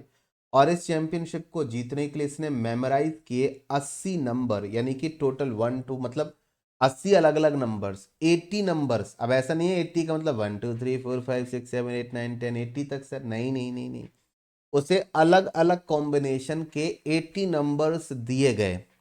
तो सीक्वेंस से उनको याद रखना था उन 80 नंबर्स को, और इन 80 नंबर्स को 13.50 सेकेंड्स में याद करके, मतलब उसको उसने बता दिया। एंड 30 इमेजेस को भी बता दिया 8 सेकेंड्स और 40 पल्स में। मेमोरी बड़ी शार्प है भाई, बहुत ही शानदार मेमोरी है जो इतना सब कुछ याद कर पाती है। सर इतना कुछ याद कर लेते हैं, हमसे तो करंट अफेयर्स ही याद नहीं होते। The championship is an intense online competition, इस चैंपियनशिप में काफ़ी ऑनलाइन कंपटीशन था। That test high speed memory skills, जिससे आपकी हाई स्पीड मेमोरी स्किल्स को टेस्ट किया जाता है। और इसमें राजकुमार ने ये कर दिखाया। राजकुमार ने नंबर 1 रैंक आपकी यहाँ पर हासिल करी 5000 के स्कोर के साथ, as per the memory league website के अकॉर्डिंग। तो एक क्लैपिंग तो इनके लिए बनती है। सभी लोग जरा एक बार क्लैप तो जरूर कर दो कमेंट सेक्शन में यार, इतना शानदार काम किया है बच्चे ने। पूर्णिमा देवी बर्मन को times women of the year 2025 नामित किया गया है। ठीक है, तो भारत की जो बायोलॉजिस्ट हैं, नाम है पूर्णिमा देवी बर्मन, नाम याद कर लो, पूछा जा सकता है।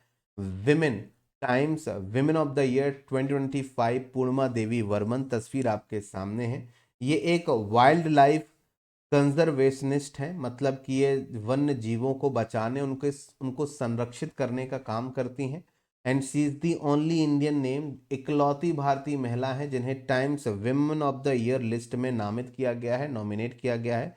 She is renowned for protecting, ये काफ़ी फेमस है, एक पक्षी है जिसका नाम है ग्रेटर ग्रेटर एडजुटेंट एड्यूटेंट स्टॉर्क करके एक पक्षी है, ये वाला दिख रहा है, ये एक पक्षी है, ध्यान से देख लो इसको। तो बेसिकली इस पक्षी को बचाने, इसे संरक्षित करने, इनकी संख्या को बढ़ाने का इन्होंने विशेष योगदान दिया है, बूस्टिंग इट्स पॉपुलेशन। तो असम स्टेट में इन पक्षियों की आबादी को बढ़ाने के लिए इन्होंने काफ़ी काम किया है। वहाँ पर पक्षियों की आबादी घट के 450 हो गई थी, जहाँ पर इनके प्रयासों से पक्षियों की आबादी फिर से बढ़कर 1800 हो गई। और IUCN की जो स्टेटस लिस्ट होती है जिसमें पक्षी खतरे में हैं, विलुप्त होने वाले हैं, इस तरीके के स्टेटस में रखा जाता है, तो वहाँ पर भी इनका स्टेटस अपग्रेड हो गया क्योंकि इनकी आबादी 450 से बढ़कर 1800 हो गई। काफ़ी अच्छा काम किया। इस लिस्ट में करीब 13 महिलाओं को शामिल किया गया है, भारत से इकलौती यही हैं। सच एज एक्टर, इसमें आपकी निकोल किडमैन, जानी मानी एक्टर निकोल किडमैन भी इसमें शामिल है। जानी मानी जो आपकी एक्टिविस्ट हैं, कार्यकर्ता गिसेले पेलिकॉट भी इसमें शामिल है। तो 13 महिलाएं जो हैं वो women of the year 2025 times magazine की लिस्ट में शामिल हैं। इकलौती भारतीय पूर्णिमा देवी बर्मन है। जोमेटो कभी ना कभी तो यूज़ करते ही होगे खाना वगैरह ऑर्डर करने के लिए, जोमेटो। तो जोमेटो ने रिसेंटली लॉन्च किया है AI पावर्ड प्लेटफॉर्म जिसका नाम है नगेट फॉर द बिजनेसेस। ठीक है, तो जोमेटो कंपनी की बात करें, अभी रिसेंटली अभी ऐसी लास्ट ईयर इन्होंने अपना IPO वगैरह लॉन्च करके जोमेटो कंपनी शेयर मार्केट में भी लिस्ट हो गई थी। तो जोमेटो ने अभी रिसेंटली कौन सी नई AI पावर्ड या कौन सा नया AI पावर्ड प्लेटफॉर्म लॉन्च किया है, तो आपको याद रखना है नगेट नामक एक नया आर्टिफिशियल इंटेलिजेंस AI पावर्ड जो प्लेटफॉर्म है वो लॉन्च किया है। No code customer support platform, no code, जिस पर कोई कोड की जरूरत नहीं है, no code customer support platform है। डिजाइन टू हेल्प, इसे डिजाइन किया गया to help businesses scale operation effortlessly, यानी कि जो बिजनेसेस वगैरह हैं तो वो अपने ऑपरेशंस को, अपने संचालन को और बढ़ा सकें। ठीक है, इसकी मदद से, इस AI पावर्ड प्लेटफॉर्म की मदद से Nugget automated up to 80% of the customers query. तो बिजनेस में बहुत सारे प्रोडक्ट्स को लेकर, सर्विसेज को लेकर कस्टमर्स की क्वेरीज आती रहती हैं, तो ये 80% जो कस्टमर्स की जो क्वेरीज है उसे ऑटोमेट कर देगा, मतलब कंप्यूटर वाला रिप्लाई, कंप्यूटर जनरेटेड रिप्लाई आपके पास पहुंच जाएगा चैटबॉट की तरह। ठीक है, offering seamless automation with no technical expertise required. तो बहुत सारे एजेंट्स की ये नौकरी खा गए हैं, क्योंकि पहले जहां पर लोग कस्टमर की क्वेरीज का रिप्लाई करते थे, अब ये कंप्यूटर जनरेटेड रिप्लाई उनको जाएगा। तो जो लोग यहाँ पर इस काम में इन्वॉल्व थे वो तो गए। तो धीरे धीरे आर्टिफिशियल इंटेलिजेंस इसी तरह से, जहाँ पर बहुत ज़्यादा इंसान इंसान इन्वॉल्व नहीं है, उनकी नौकरी इसी तरीके से खा रहा है। जोमेटो की बात करें तो जोमेटो की जो स्थापना थी वो 2008 में हुई थी। जोमेटो के फाउंडर्स की बात करें, दीपेंद्र गोयल और पंकज चड्ढा, इन्होंने जोमेटो को शुरू किया था। हेडक्वार्टर गुड़गांव हरियाणा में रहेगा। फूड डिलीवरी बिजनेस में है, रेस्टोरेंट एग्रीगेटर बिजनेस में आपके यहाँ पर बनते हैं। जोमेटो ने अभी रिसेंटली कुछ समय पहले एक एप्लीकेशन लॉन्च की थी जिसका नाम था डिस्ट्रिक्ट। तो डिस्ट्रिक्ट एप्लीकेशन पर भी आप बहुत सारे जो E-कॉमर्स की बिजनेसेस वगैरह हैं वो आप उस पर जाकर देख सकते हो। मतलब एक डिस्ट्रिक्ट ऐप भी अभी लॉन्च की थी। ये अकेले इंडिया में अपने ऑपरेशंस को रन नहीं करते, UAE में भी जोमेटो अपनी सर्विसेज चलाता है, सिंगापुर में भी जोमेटो अपनी सर्विसेज चलाता है, यूनाइटेड किंगडम में भी, अमेरिका में भी। 2020 में जोमेटो ने उबर ईट्स को जो है वो अक्वायर कर लिया था, और इन्होंने ब्लिंकिट में भी एक अच्छा खासा इन्वेस्टमेंट किया है। ब्लिंकिट को पहले ग्रोफर्स के नाम से जाना जाता था, तो अब ग्रोफर्स जो है वो ब्लिंकिट हो चुका है। ये क्विक कॉमर्स एक्सपांशन बिजनेस है। मतलब इसमें बेसिकली ये क्या करते हैं कि आपके पास जो भी सामान होता है रोज़मर्रा का, वो आपके पास 10-15 मिनट में पहुंचा देते हैं। क्विक कॉमर्स बिजनेस इसे कहते हैं, जहां पर आपने ऑर्डर किया और आपके पास सामान पहुंच गया, उस बिजनेस में भी है। India successfully test fires naval anti ship missile. Bharat ने सफलतापूर्वक जो नेवल एंटी शिप मिसाइल है, भारतीय नौसेना की जहाज़ों को डिस्ट्रॉय करने वाली एंटी शिप मिसाइल है, उसका सफलतापूर्वक परीक्षण कर लिया है। India has successfully conducted the test firing of first of its kind, अपनी तरह की पहली नेवल एंटी शिप मिसाइल, इसे शॉर्ट में NASMSR, इसे चांदीपुर से लॉन्च किया गया off the coast of Orissa से। इसका सफलतापूर्वक परीक्षण किया गया। The missile was launch from an Indian naval Sea King helicopter. इस मिसाइल को एक हेलीकॉप्टर से लॉन्च किया गया और इस मिसाइल ने सफलतापूर्वक जो भी इसकी कैपेबिलिटीज थी, जो भी इसका टारगेट था, उसे डिस्ट्रॉय किया। ठीक है। Successful missile test at Chandipur. तो the test was conducted at the ITR means integrated test range Chandipur में इसे आयोजित किया गया था और ये टेस्ट कंडक्ट किया था DRDO ने भारतीय नेवी के साथ मिलकर, इंडियन नेवी के साथ मिलकर। नेवल एंटीशिप मिसाइल की अगर हम लोग बात करें तो अब यहाँ पर हम लोग आगे की कुछ स्लाइड में इस मिसाइल के बारे में बात करेंगे। तो ये नेवल एंटीशिप मिसाइल, ये एक शॉर्ट रेंज मिसाइल आपकी यहाँ पर बनती है जिसे भारत ने स्वदेशी तकनीक से खुद डेवलप किया है। ये भारत में इंडिजीनियसली डेवलप्ड मिसाइल सिस्टम है design to engage and destroy the enemy warships. तो यानी कि दुश्मन के जहाज़ों को और वॉरशिप्स को ये क्या कर सकती है, मिसाइल डिस्ट्रॉय कर सकती है। इस मिसाइल के कुछ की फीचर्स की बात करें तो इसमें मैन इन लूप फीचर भी शामिल है। मैन इन लूप फीचर क्या है? ये man in loop feature the missile allows in flight retargeting by transmitting live imaging back to back to the pilot. यानी कि इस मिसाइल में मैन इन लूप फीचर भी है जो कि अलाउ करता है इन फ्लाइट रीटारगेटिंग।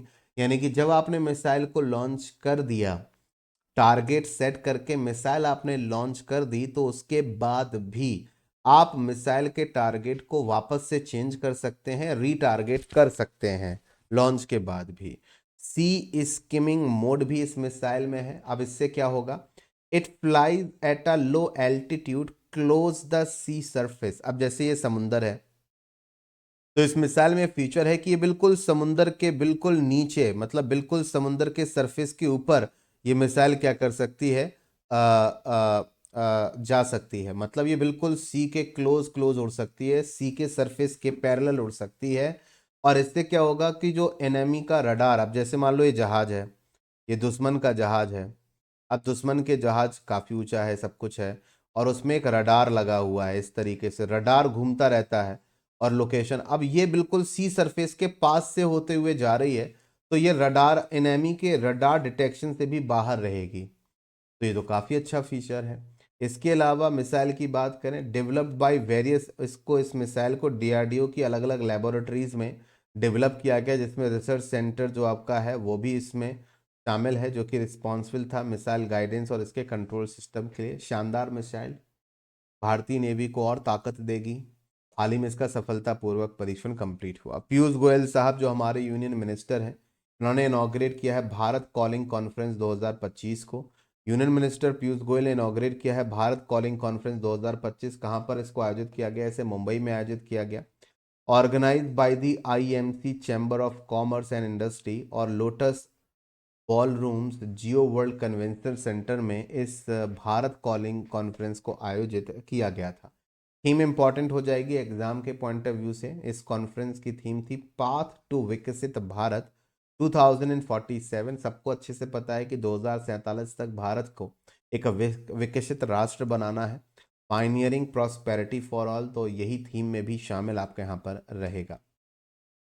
उड़िया सिनेमा के एक जाने माने फिल्म एक्टर उत्तम मोहंती जी का 66 ईयर की एज में डेथ हो गई है। उत्तम मोहंती, तस्वीर आपके सामने, a legendary Odia film actor, 66 year की एज में due to acute liver ailments, मतलब लीवर की एक बीमारी होती है और उसके इलाज के दौरान इनका निधन हो गया। ट्रीटमेंट दिल्ली में ही चल रहा था। He was airlifted from the Bhubaneswar on February, 8 फरवरी को एयरलिफ्ट किया गया था भुवनेश्वर से। But despite intensive care he succumbed to his illness.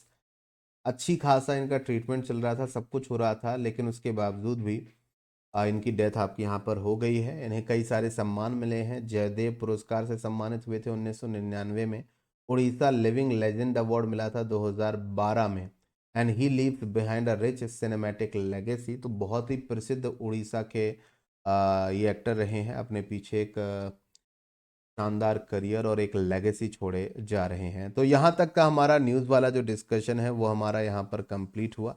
तो अगर आप ये देखें कि आज हमने टोटल नंबर ऑफ न्यूज़, आप लोगों की शिकायत रहती थी कि सर कम न्यूज़ आप डिस्कस करते हो, थोड़ा ज़्यादा न्यूज़ डिस्कस करा करो, तो वो वाली जो मैंने आपकी शिकायतें हैं वो मैंने अब आपकी दूर कर दी हैं। होपफुली आप ये बात समझ पा रहे हो। तो हमने टोटल कितनी न्यूज़ डिस्कस करी हैं, अगर एक हम लोग को एक रिकैप करें तो डोनाल्ड ट्रंप ने इंग्लिश भाषा को ऑफिशियल लैंग्वेज घोषित किया। अभी एमसीक्यूज बाकी हैं, कहीं जाइएगा मत। तो ये पहली न्यूज़ थी हमारी। दूसरी न्यूज़ थी विदर्भ के हर्ष दुबे ने रणजी ट्रॉफी में इतिहास रख दिया, सबसे ज़्यादा विकेट्स आपके यहाँ पर लिए। तीसरी न्यूज़ हमारी ये रही थी गवर्नमेंट की आधार गवर्नेंस पोर्टल वाली। चौथी न्यूज़ थी India international dance and music festival वाली। पांचवी न्यूज़ थी नक्शा पायलट प्रोजेक्ट को लेकर। छठी न्यूज़ थी आरबीआई का आरबीआई डेटा एप्लीकेशन। सातवीं न्यूज़ थी अजमेर ने all India conference transgender. News number 8 थी मेमोरी लीग वर्ल्ड चैंपियनशिप की। News number 9 Purnima Devi Varman times women of the year. News number 10 Zomato से रिलेटेड थी। News number 11 successfully anti naval worship missile. News number 12 आपकी थी पीयूष गोयल साहब वाली। News number 13 हो आपकी ये वाली एक ऑबिचुरी से रिलेटेड। तो आई होप कि अब आप लोगों की नाराज़गी मेरे से उतनी नहीं रहेगी। भाई मुझे माफ़ कर दो, बीते कुछ दिनों में सेशन नहीं हुआ उसके लिए माफ़ कर दो। और नंबर ऑफ़ न्यूज़ पहले कम थी, अब तो बढ़ा दी हैं, तो अब तो माफ़ कर ही सकते हो। अपने जीवन का एक फंडा यहाँ पर क्लियर रखो कि कुछ इस तरह मैंने अपने जीवन को आसान कर लिया, किसी से माफ़ी मांग ली, किसी को माफ़ कर दिया, तो माफ़ कर दो। अब सर आपसे माफ़ी मांग रहे तब माफ़ नहीं करोगे तो ऐसे कैसे चलेगा। गुरुजी को तो सबसे पहले माफ़ करना है। चलो, तो यहाँ पर 9 एमसीक्यूज हम लोग सेशन की शुरुआत में डिस्कस कर चुके थे, कुछ एमसीक्यूज यहाँ पर डिस्कस करेंगे। तो चलिए क्वेश्चन नंबर 10 हो जाएगा ये आज के सेशन का। आंसर दीजिएगा। Which water body was recently in the news as researchers are worried about its rapid decline, having lost approximately 31,000 square kilometre of its water area since 2005। निम्नलिखित में से कौन सी ऐसी वाटर बॉडी है जो चर्चा में है, खबरों में है, क्योंकि शोधकर्ता इसके तेजी से घटने से चिंतित हैं, यानी कि इसका जो वाटर एरिया है तेजी से कम हो रहा है।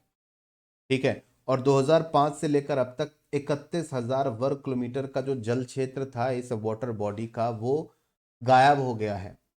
ये है आपकी कैस्पियन सी, कैस्पियन सागर। ये कहाँ पर मौजूद है, कैस्पियन लेक या कैस्पियन सागर? कमेंट सेक्शन में लिखकर जरूर बताएगा। ये चर्चा में है, खबरों में है। Question number 11।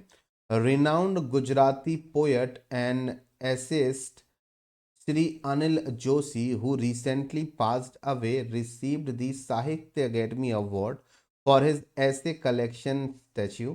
So, in which year was he honored with this award? प्रसिद्ध गुजराती कवि और निबंधकार श्री अनिल जोशी, जिनका हाल ही में निधन हो गया, उनके निबंध संग्रह स्टैचू के लिए, उनका जो ऐसे कलेक्शन था उसका नाम था स्टैचू, उसके लिए उन्हें साहित्य अकेडमी पुरस्कार मिला था। तो किस वर्ष उन्हें यह पुरस्कार दिया गया था? एग्जाम के पॉइंट ऑफ व्यू से क्वेश्चन ये भी बन सकता है कि श्री अनिल जोशी का हाल ही में निधन हुआ, उनका प्रोफेशन क्या था? तो ये आपके एक जाने माने पोएट थे, निबंधकार थे। ठीक है। 1990 में इन्हें साहित्य अकेडमी अवार्ड दिया गया था। Option number B is the right answer.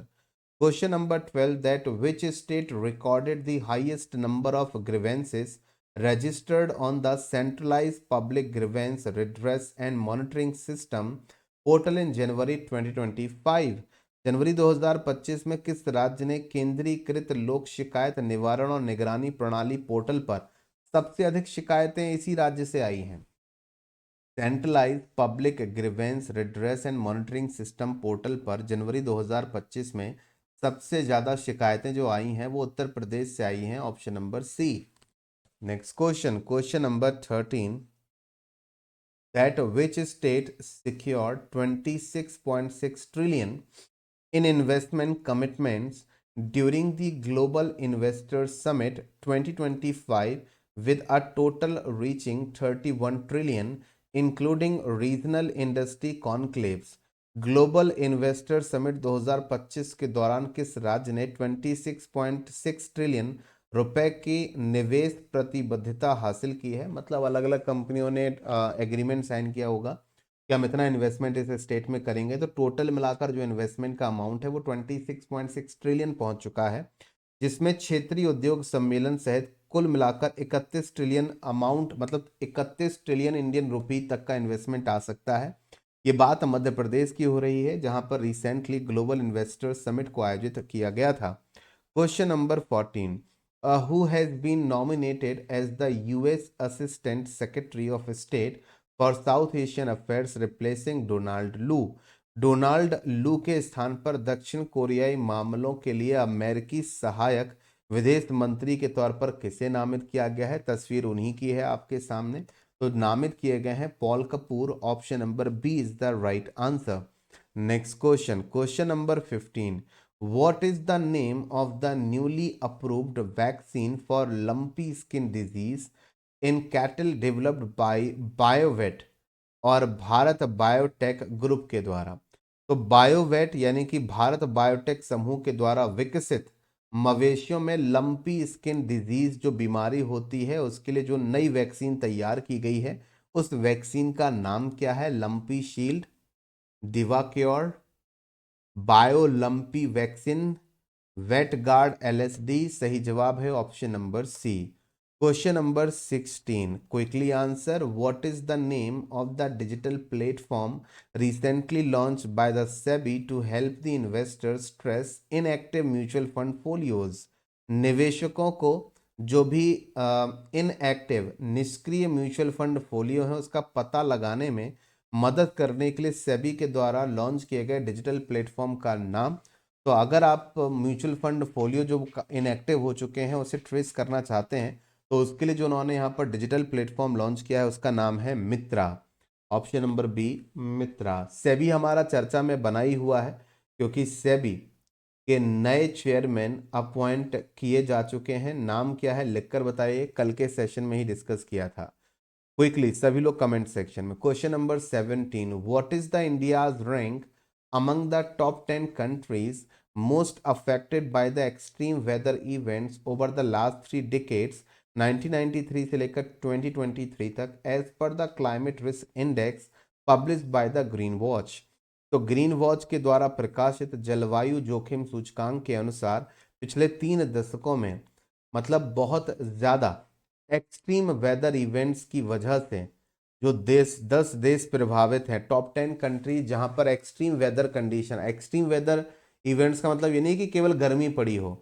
Extreme weather events का मतलब है कि मौसम बहुत खतरनाक और उसके वजह से खतरनाक इवेंट्स, बहुत गर्मी पड़ी हो, बाढ़ बहुत आई हो, लैंडस्लाइड्स हुए हो, है ना, इस तरीके की चीजें। तो टॉप 10 कंट्रीज में अगर हम बात करें तो ऐसे कंट्रीज, ऐसे टॉप 10 कंट्रीज जो एक्सट्रीम वेदर इवेंट्स की वजह से अफेक्ट हुए हैं उसमें इंडिया की रैंकिंग क्या है? इसमें इंडिया की रैंकिंग है number 6। Question number 18. That is what is the maximum health insurance coverage provided under the Ayushman Bharat Vay Vandana scheme for the senior citizens? तो वरिष्ठ नागरिकों के लिए आयुष्मान भारत वय वंदना योजना के तहत प्रदान की जाने वाली अधिकतम स्वास्थ्य बीमा कवरेज यानी कि मैक्सिमम जो हेल्थ इंश्योरेंस कवरेज है वो 5 लाख रुपए पर ईयर का है। Option number A is the right answer here. Clear है? Next question number 19. That which organisation recently launch the JC Bose grant to support senior Indian scientist and engineers in advancing research? किस संगठन ने अनुसंधान को आगे बढ़ाने में वरिष्ठ भारतीय वैज्ञानिकों और इंजीनियरों का समर्थन करने के लिए जेसी बोस अनुदान, जेसी बोस जगदीश चंद्र बोस अनुदान को शुरू किया है? ऑर्गेनाइजेशन का नाम बनेगा अनुसंधान नेशनल रिसर्च फाउंडेशन। अनुसंधान नेशनल रिसर्च फाउंडेशन ने रिसेंटली जेसी बोस ग्रांट को शुरू किया है जिसके माध्यम से जो भी वरिष्ठ भारतीय वैज्ञानिक और इंजीनियर्स हैं जो कि एडवांस रिसर्च करना चाहते हैं उनको इससे सपोर्ट मिलेगा। Question number 20. That which ministry is organising the Aadi Mahotsav 2025 from the 16th February to 24th of February 2025 at the Major Dhyan Chand National Stadium New Delhi? कौन सा मंत्रालय 16 फरवरी से लेकर 24 फरवरी 2025 तक मेजर ध्यानचंद हॉकी के जादूगर राष्ट्रीय स्टेडियम नई दिल्ली में आदि महोत्सव 2025 का आयोजन कर रहा है? मंत्रालय आपका यहाँ पर रहेगा ministry of tribal affairs. Option number A. Question number 21.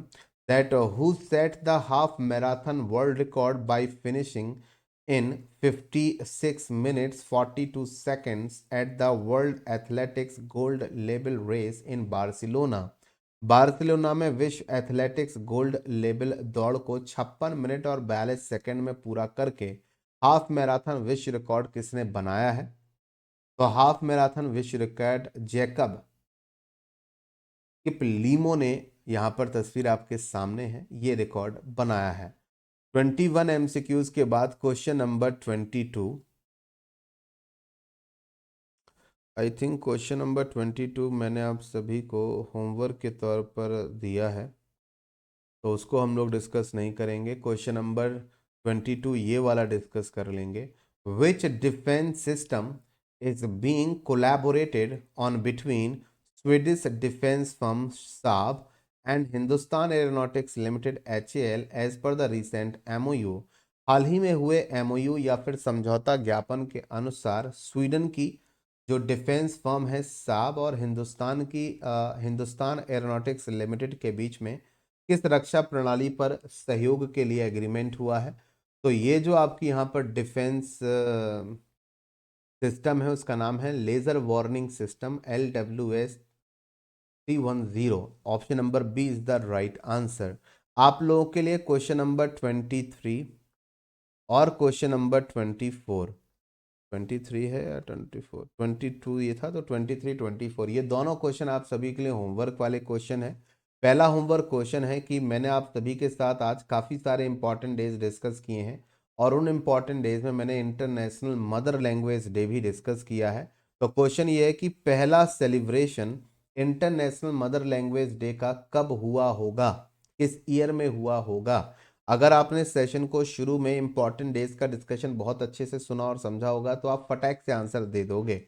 Second question is कि what is the name of the indigenous semiconductor chip developed by the ISRO and IIT Madras for space based application? तो स्पेस बेस्ड एप्लीकेशंस में help के लिए जो semiconductor chip है जिसे इसरो और IIT Madras ने मिलकर डिजाइन किया है, इस चिप का नाम क्या है? इन दोनों ही क्वेश्चंस के जो आंसर हैं वो आपको वीडियो के नीचे कमेंट सेक्शन में देने हैं। क्लास की PDF आपको टेलीग्राम पर मिल जाएगी। टेलीग्राम चैनल की लिंक आपको वीडियो के नीचे डिस्क्रिप्शन में मिल जाएगी, वहां से आप टेलीग्राम चैनल और व्हाट्सएप चैनल ज्वाइन कर सकते हैं। होमवर्क करके आपको ज़रूर आना है। अगर आप होमवर्क करके नहीं आए तो आपको ये बना दिया जाएगा मुर्गा, जो बचपन में आप बनते थे। ठीक है, तो मुर्गा नहीं बनना है तो होमवर्क करके आना है। कल के सेशन की शुरुआत हम इन्हीं दोनों क्वेश्चंस के साथ करेंगे। आज का सेशन कैसा लगा मुझे कमेंट सेक्शन में लिखकर ज़रूर बताइएगा। लाइक ज़रूर कर दीजिएगा अगर सेशन पसंद आया हो, और अगर आप चैनल पर नए हैं तो चैनल को सब्सक्राइब ज़रूर कर लीजिएगा। डेली करंट अफेयर्स क्लास की टाइमिंग सुबह 8 बजे की है, तो आप डेली बेसिस पर सेशन को ज्वाइन कर सकते हैं सुबह 8 बजे। तो आज के लिए इस सेशन में, इस क्लास में इतना ही। मिलते हैं अगले वीडियो अगली क्लास के साथ। तब तक के लिए शुक्रिया और Ankit Gupta signing off. Thank you so much everyone.